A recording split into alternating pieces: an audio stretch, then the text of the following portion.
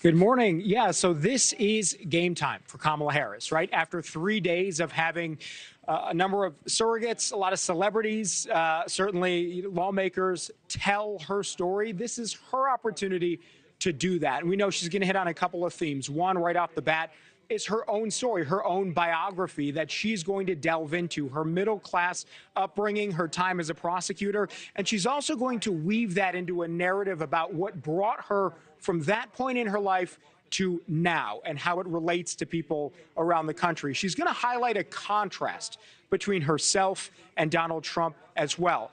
Policy levels, moving forward with herself as somebody who can bring the country forward. And she's going to try to portray Donald Trump as someone whose policies would bring the country backward. And lastly, she's portraying a vision for the nation moving forward that's rooted in patriotism. And the reason this is coming up, you hear it from Democrats in this arena, certainly there's this feeling that over the last couple of years, the right has tried to own patriotism in a way that the left now wants to sort of flip the script on. And so that is going to be a theme in her speech tonight. It's been a theme, frankly, this entire week so far. We've been to conferences and talks. We've heard it in speeches where a number of Democrats have tried to re-own that patriotism idea. You've heard it in chants from the audience and from some of the keynote speakers as well. So all of that she's going to wrap up. Now, she did speak briefly this week, Monday, just before President Biden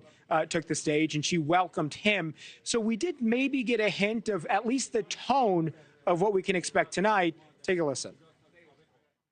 This November, we will come together and declare with one voice, as one people, we are moving forward.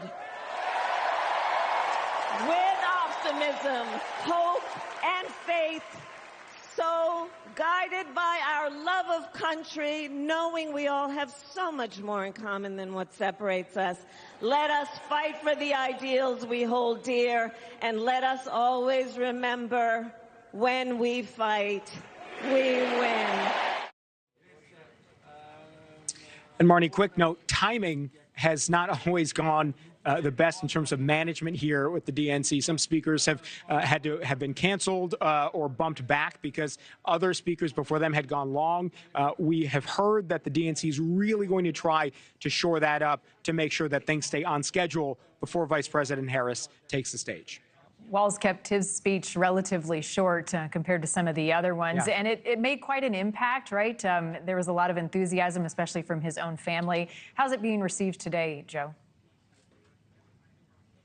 Yeah, most people think that he really knocked it out of the park. And even on the right, there are a number of people who have conceded that his speech was energetic and it was lively. Moving forward beyond the convention, the goal of all of this is to try to enhance the Harris-Walz campaign in the polls. They're standing with voters, right?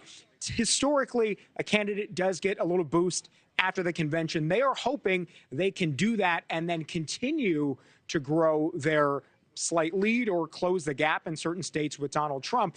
Tim Walz, I've been told by one member of Congress, is Kamala Harris's secret weapon in the Midwest, right? He's someone who gets into that coach mode, as we saw last night, but he is very plain spoken. He reaches, I think, different audiences throughout the Midwest, Wisconsin, Michigan, places like Pennsylvania, that maybe Kamala Harris would have a harder time reaching. So you imagine that as he gets on the campaign trail, that's going to be his focus and a way that he's going to be a real utility for this campaign. Yeah, indeed. All right, Joe, thank you. We'll be chatting again soon.